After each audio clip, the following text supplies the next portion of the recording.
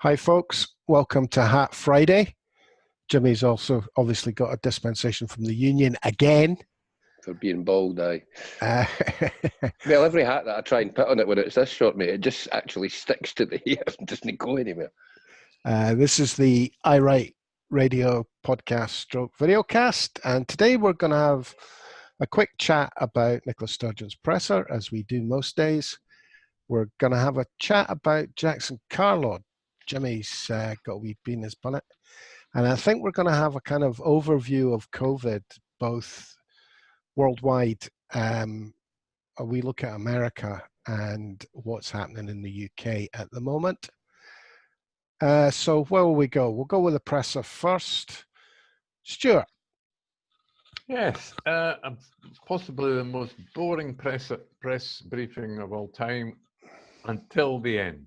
However, she opened with some very good news, which we've got to repeat, which was that there's no reported COVID-19 deaths in Scotland yesterday. And it's not the first time there's been none reported, but quite often on a Monday or a Tuesday when they're reporting the death rates, there's very little reporting done on a weekend. It's just the way the registration offices aren't open, and just people go to sleep on the weekend in Scotland. So it was actually, she said herself, the last time there was a genuine no deaths in Scotland was the 20th of March.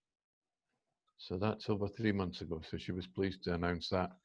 What was the figure for ICU? That was only, was that single figures, 9 or something? No, it dropped. It's sitting about 17 at the moment. It was 17. I think it went up 9 the other day, Norrie, but those were 9 suspected cases, and it's been sitting under 20 for long enough. I'm glad you asked another data question there, Norrie, because I forgot to mention the fact that the new cases of the new positive cases of coronavirus in Scotland is 17. Now that's been sitting about in the teens, or very small numbers when you think about it.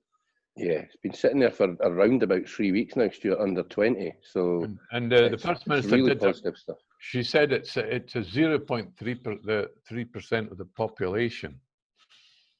So I mean, it's, no, 0.3% of the tests done. Oh, the tests done. Sorry, which was an interesting one, because she's saying that for a while it's actually been sitting at less than 1% of people that are tested are now showing positives, which is a cracking thing. And it also gives us a clue as to the fact that as much as we hear opposition figures telling us that testing is a basket case in Scotland, it's not, because they're finding the cases. There's just not a lot to find. Aye. Which loops into what I think your comment was going to be about the juicy question at the end of the presser, Stuart. Well, I might as well go straight there because it was quite good. Again, I'm developing a bad reputation on social media for being a bit critical of our press. I mark an H down against each journalist's name as they pop up these press briefings. H for hyena, because I've discovered they've obviously got a history of being, well, shocking journalists. And just as the H has started going against the journalists' names as we got down the list, all of a sudden the First Minister had a right go at Mike Blackley of the Daily Mail. She didn't even really wait to listen to his questions. She was waiting for him. You could tell. And she really scalped him. And well, in fact, Jimmy, do you want to tell him what she actually said? Well, she did start out with, I know the Daily Mail would like me to blindly follow London. But it was the bit at the end that I absolutely adored, where she was, talking about where people, particularly the Daily Mail, tell us how we're lagging behind in opening up shops and lagging behind in getting the hairdressers open for folk and that. And her quote there was, England is lagging behind Scotland in the suppression of this virus. And that's the important thing, where we're ahead of England at that point. Yeah, exactly. That was the whole point. And she's thoroughly enjoyed herself doing it. Aye, I think Mr. Blackley's output throughout this thing has got stridently more and more London-centric. as his bosses down there have been on the phone telling him, for Christ's sake, find something, because nobody else is finding anything to. They can't mark Nicola. And the Mail in particular and the Express, they're desperate. You can imagine the memo. We need a suicidal quote from her. Well, one last little item of interest before we move on. She was asked about a second wave, and we discovered that, of course, possibly we'd already worked it out, but of course there's more. That's a vague term, a second wave. We could have a spike now in 2 or 3 weeks because they're unlocking to some extent. But as far as the clinicians are concerned, when they're talking about a second wave, they're thinking more about the winter, when we've also got flu comes along and all the rest of it. So it's worth making that point to the viewers and listeners. Well, let's stick with COVID, seeing as we're here already. And I suppose this ties back into the idea that Scotland seems to be doing a better job at suppressing the virus at the moment than down south. But America has gone absolutely batshit, or so it appears. Stuart, you spotted something in the New York Times yesterday, which was interesting. We've got to share that. It was a very interesting. It's a graphic. Not only is it a graphic, I'm going to try and describe it, because you need to go there, and even if it's anyway, it's probably the first bit of it you'll get free anyway. But you need to go there. The way it was presented, it's not it's a animated graphic, so that the text is laid on top of a data map.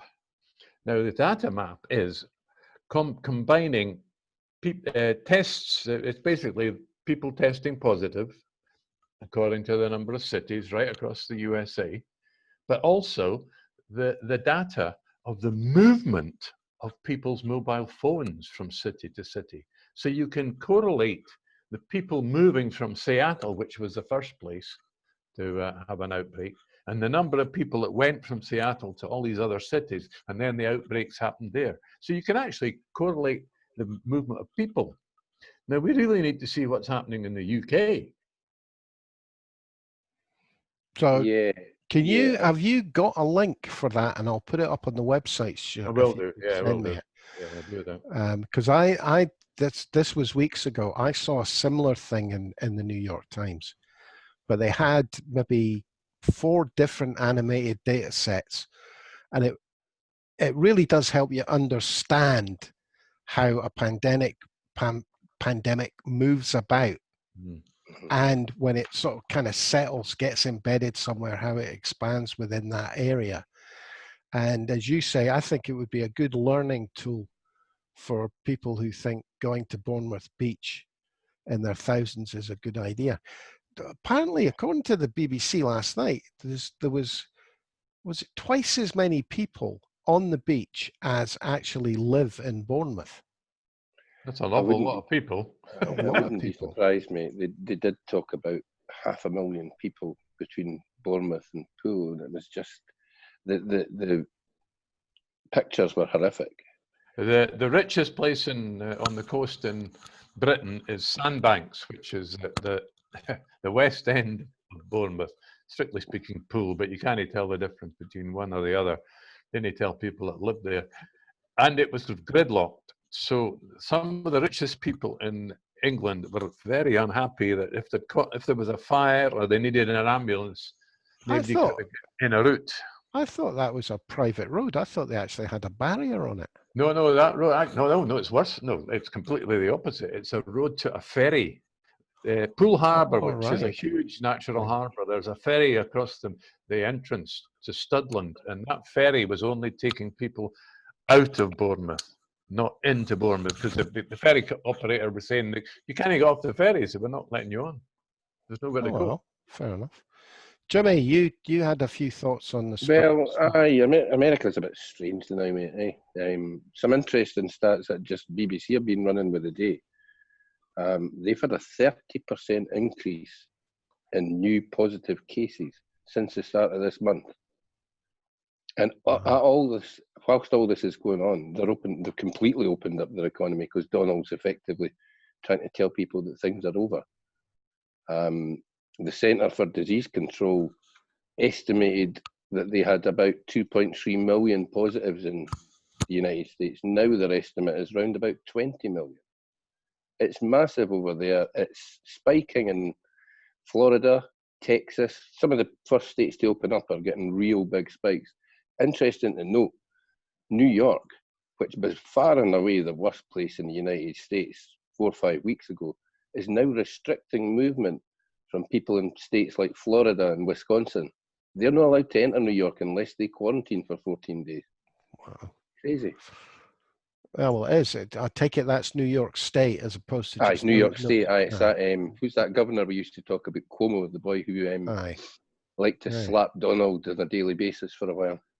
I'd like to see him replace Biden, and he would absolutely flatten Trump. Trump wouldn't have a chance if Coomer went up against him. He's actually quite entertaining, mate. I watched a thing. His brother is a TV presenter.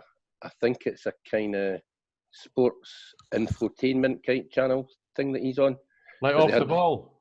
Aye, but they had the two of them live. He was interviewing Governor Cuomo, and it was brilliant, mate. It was two brothers ripping the piss with each other for 30 minutes on TV, but it was great to watch. You could tell how much they love each other and hate each other at the same time, mate. It was brilliant. Right. It does seem, I don't know, it's almost like the right just want people wiped off the face of the earth, you know? I had this kind of vision of a back room somewhere full of right-wing rich people going, well, we don't really need the old people and we don't really need the sick and the whole, you know, let's just let it rip and that'll clear the decks for us. As our friend Phil said yesterday, Norrie, we can't really get away with starting another war at the moment. So let's see if we can get away with killing them some other way. Which, you know, makes you wonder just how relevant all these Blitz references have been over recent times. The other bugbear you've got, Jimmy, I believe Jackson Carlaw, or as Wee Ginger Doug called him, surname. Which I thought was quite good. Quite good, well, particularly given how entertaining Billy Connolly's routine about the surname clan was all those years ago about Crawford and Farquhar. It kind of fits perfectly with Jackson. But they talk about knowing your enemy and all that, but I follow Jackson and Murdo Fraser and all that on Twitter, mostly because I find them entertaining and it gives me an excuse when I wake up in the morning to rip the piss out of Tories before I even go to my bed. But I've noticed of late, Jackson's crystal ball or crystal balls, maybe he's got a couple, they seem to be working overtime because everything he's pumping out of late is stuff about what might happen in August when the schools go back, or what might happen in a few weeks when there are more people getting their hair cut and going to shops. And I've kind of worked out, or I kind of reckon, Norrie, he's sick and tired of making an ass of himself within a day or two of whatever comes out of his mouth. So he's trying to kick it's derision delay. He's trying to save making a fud of himself, kick it into the long grass for a few weeks. If he says something might happen in 7 weeks, he can't get ripped apart for it this week. Well, he's lost another subject, hasn't he? He can't talk about testing anymore because all the Scottish Tories voted against testing NHS staff once a week. I seen that. Aye, that was a Commons vote, wasn't it?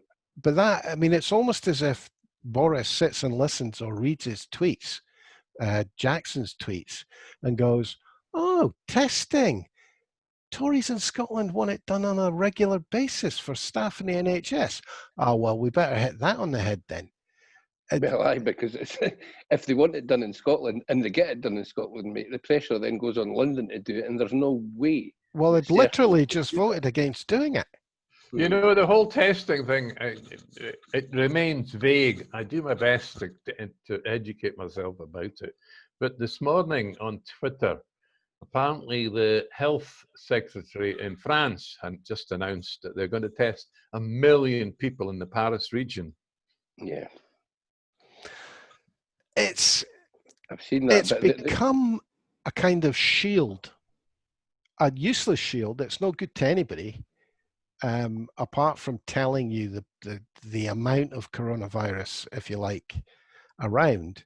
But I mean, getting tested doesn't stop you getting it. Getting tested doesn't cure it. There's so many weird things around the testing as well, Nora. You know, when they start talking about antibody tests, blood tests, saliva tests, fair play to I'd say the one thing that the UK has done well, but that's not by government action in any way, is the UK leads the planet in testing the tests. You know, we've had all kinds of blood tests, antibody tests, and that. We've been trialing them and ruling them out. Aye. I think we've now found a decent blood test that people can do almost effectively. I don't think it's out there yet in terms of rollout, but I think it's a kind of home test that you could do and you'll get a result within about 10 minutes. And This it's an is antibody test. Aye, but the problem with an antibody test is even if you have antibodies, we don't know what the antibodies indicate. It doesn't indicate whether you've had the virus, whether you've got any kind of immunity to the virus. Aye. You could have had it, as a result of having flu 2 years ago or something. Oh, that's it. The antibodies aren't. I don't think they're specifically COVID, just because it's almost impossible to get an antibody test that accurate, that is that user friendly. Well, look, what I want to know is how, because this came up at the presser, none of us talked about it. Apparently, you can walk into the chemist shop in Scotland and pay for a test. There's been an antibody test available for home use for probably a month. The problem is nobody trusts it. Well, none of the scientific community trust it. They don't know how good it is, how accurate it is. They don't actually seem to have much idea, as Jimmy said, what antibodies it's actually finding. And they don't know what having antibodies means. Indicates, it doesn't. It tells you. It certainly doesn't tell you that you've got some, which a lot of people were hopeful of. Was that if you if you'd had it, you had some kind of immunity, you're not going to get it again. It kind of looks rough, in layman's terms, it looks roughly like that.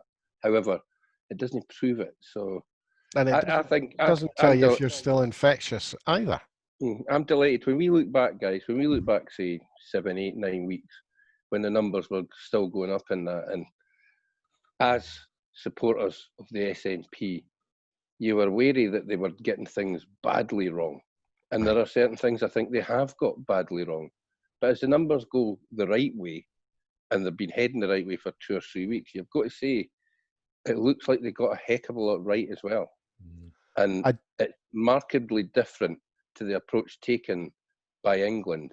And it's not just us. Wales and Northern Ireland have kind of charted the same course that we have. There's no smugness behind us, and there's no forgetting how many people have died. But you kind of got to look at it and think, you know what? We've got a government that's actually done pretty well, given the shitstorm that they got fired into. I do think the decision on the politics of it has driven the ability to be flexible.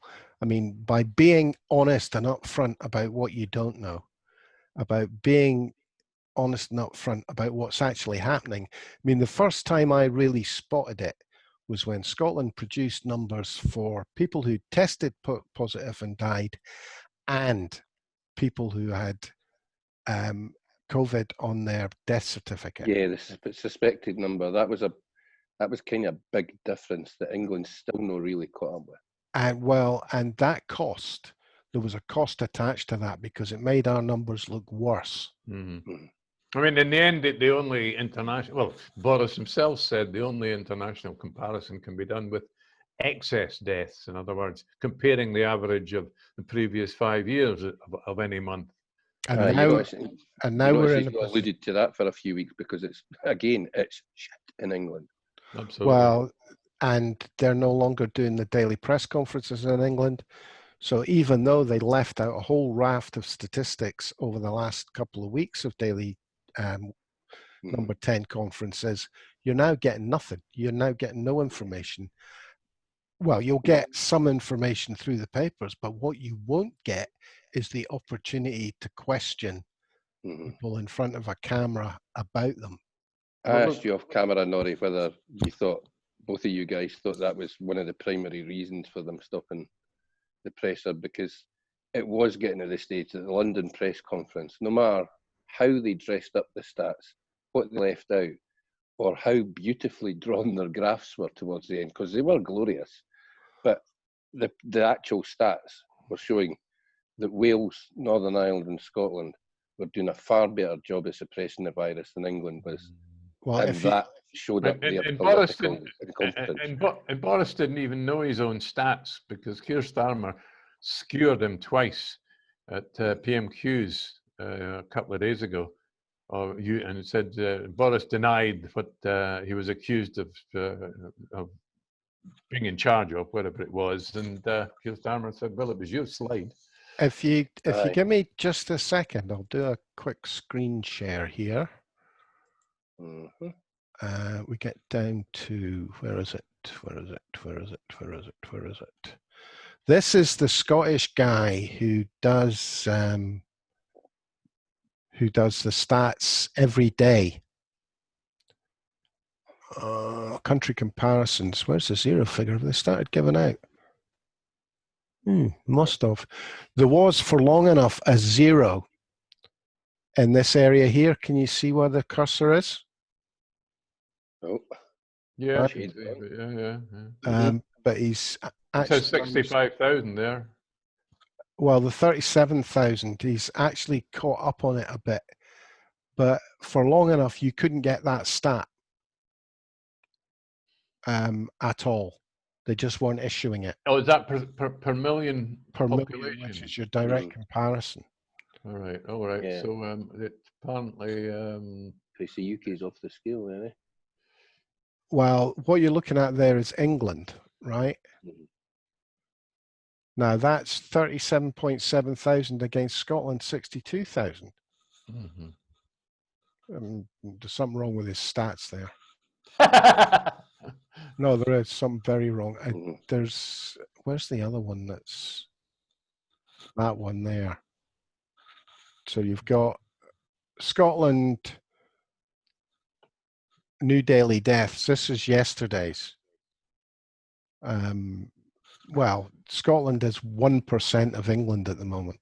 Sorry, 2% of England at the moment, as opposed to 10%.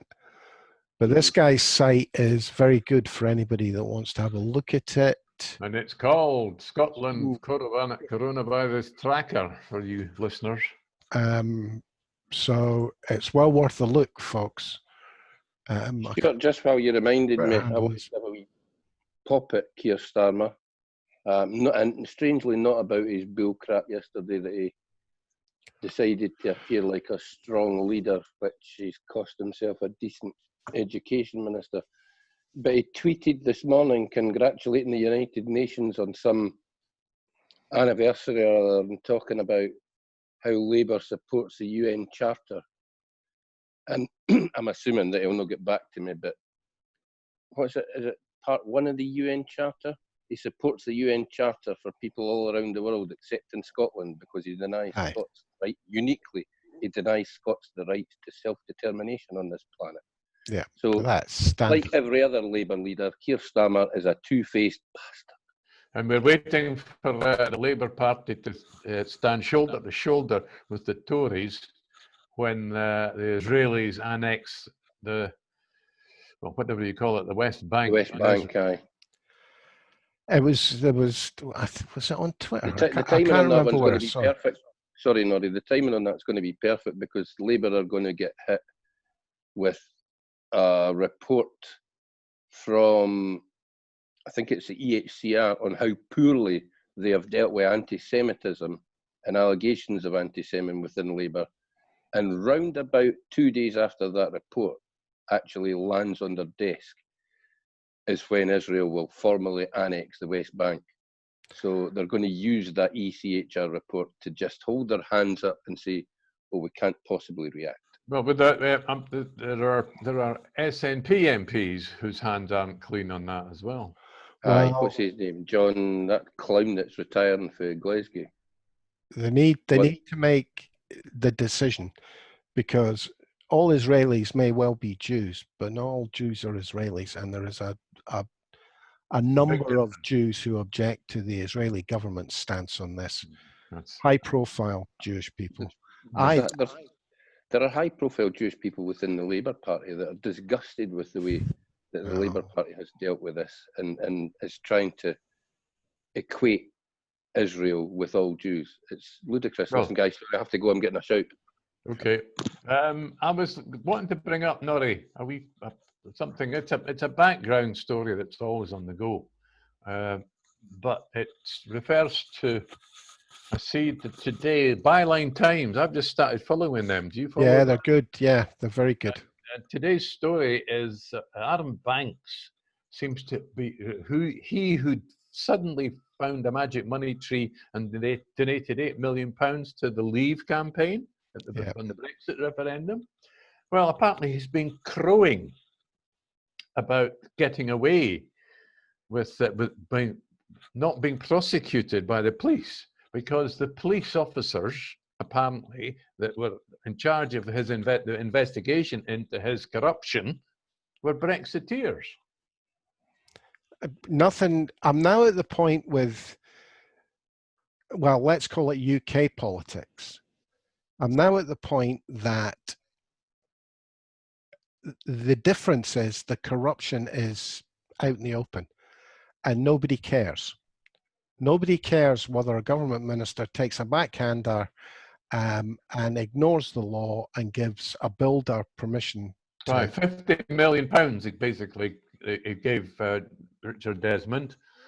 Well, I mean, my point about it is it is ridiculous that we have a press in this country who don't have this all over the front page. This guy should have, his feet shouldn't have touched the floor. It was outrageous. And the Dominic Cummings, but there's been so many things. I mean, the fiasco with the ferry, the East Coast Railways. I thought there was now a failure is a badge of honor with these Tories. Yeah, well, I thought there was a new adjective for failure, and it was called grailing. Yeah, I mean, it's absolutely unbelievable. And our press, it's not on a single front page. No, Jimmy, I was saying that I noticed that Aaron Banks, the man who had found a magic money tree with £8 million and donated it to the Leave campaign, has been crowing today. And the reason he got off with the corruption of the referendum was because the police officers in charge of investigating him were Brexiteers. Well, I mean... Congratulations, Mr. Banks. There was me thinking it was just old-fashioned bribery, but maybe he's right. Maybe I don't know enough about this, but I mean, the police do not make the decision about who gets prosecuted. Where have we got to? We've got criminals just crowing they're getting away with it. We get criminals like Dominic Cummings refusing to go to the House of Commons committees. Well, we're in the position where being a criminal is not a bar to public office. Oh, absolutely. It used to be. It very much used to be the case that we've talked about this before. Some of the people that serve in this government, their career would have been over by their previous actions and their previous failures. I mean, the minute if you think about, especially, well, I suppose up to about 2000, possibly a bit later. Had any of these stories hit the front pages of the newspapers, the politician would have had to resign. He would have had to go. Never have got back. They'd never have got back in. Career Robert over. Henrik, 12 grand to save somebody 45 million. I mean, I'm sorry, that just shows how far we've fallen, that an MP is willing to take 12 grand to save somebody 45 million and thinks he's doing a decent deal. But it's I'd have had at least it's $1.5 million. Not just politics, Jimmy. It's not just politics, it's our press. They're condoning it by ignoring it. Well, the press is owned by criminals, mate. I mean, Richard Desmond, the boy that got away with the bribery the other day, is basically a pornographer.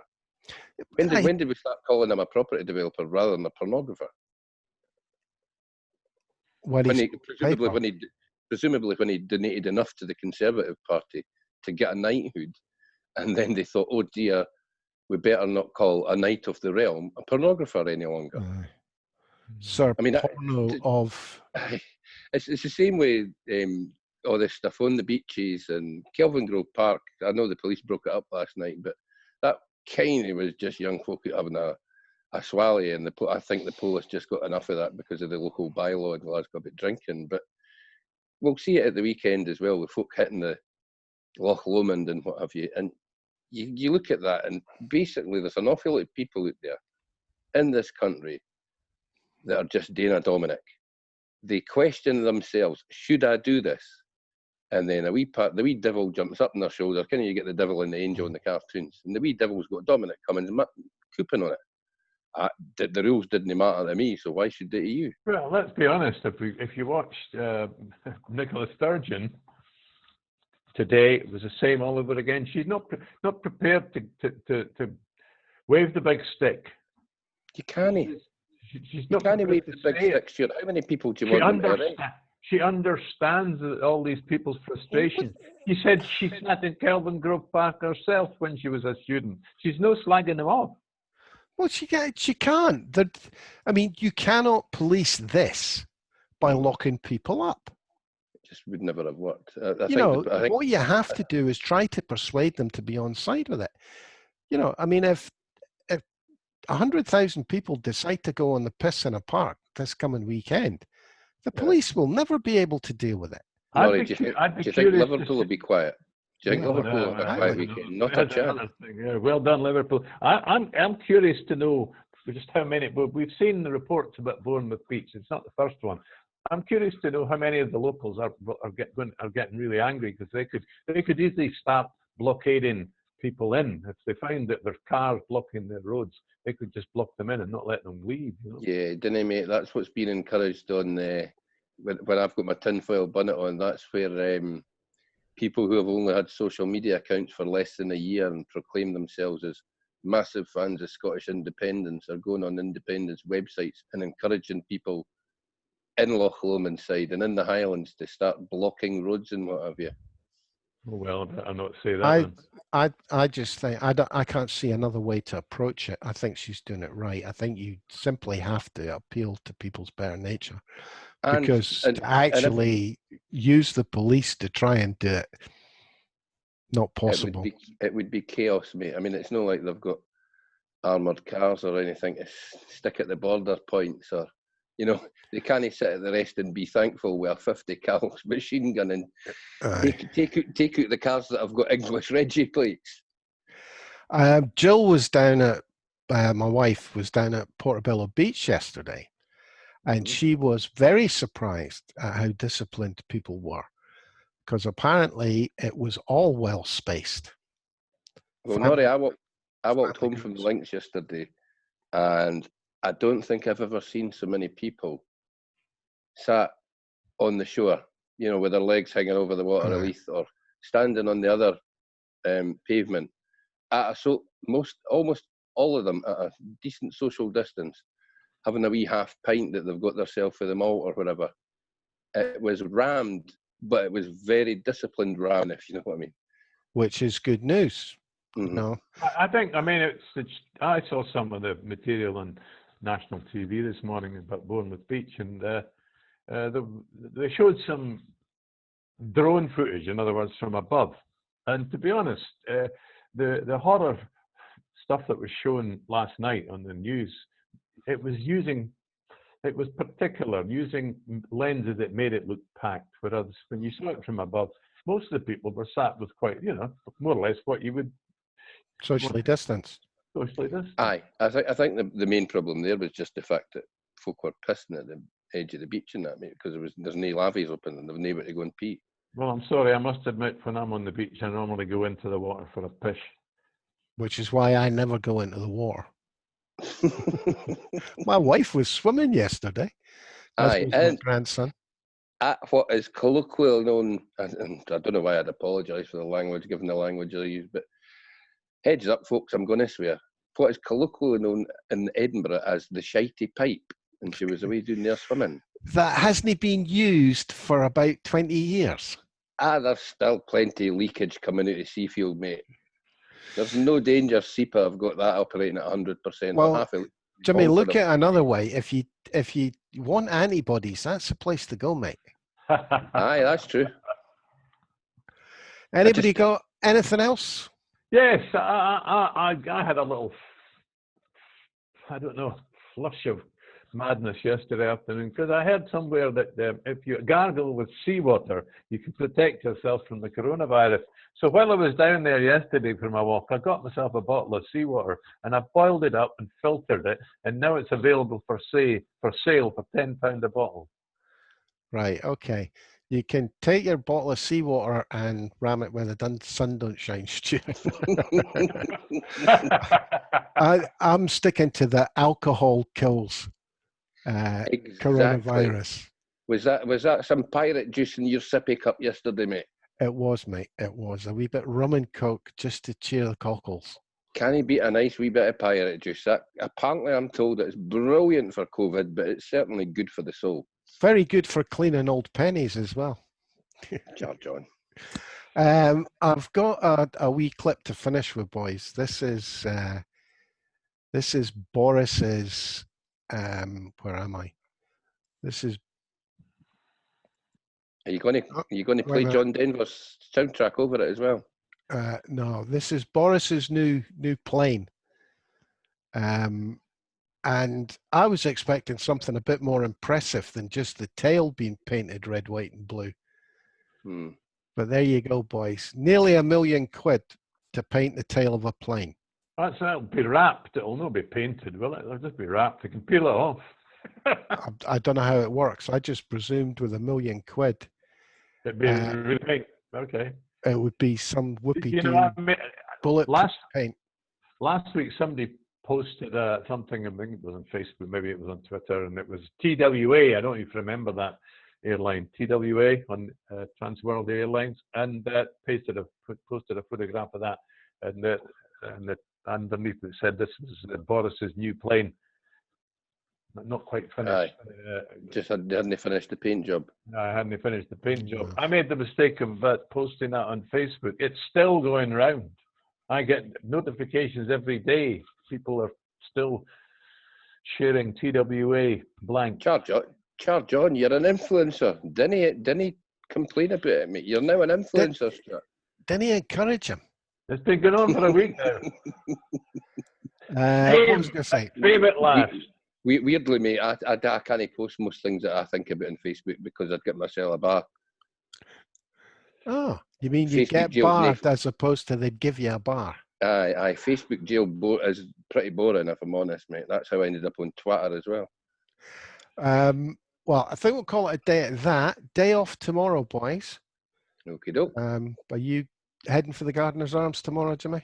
No, mate. I've kind of decided that I've had enough of people for a while, so I'm going to enjoy splodging in the house and having a non-speaking role for a couple of days. Okay. Very good. Okay. Well, we'll see everybody on Sunday. Have a good weekend, folks. Stay social distanced. And remember, alcohol kills coronavirus. Bye-bye. Cheers.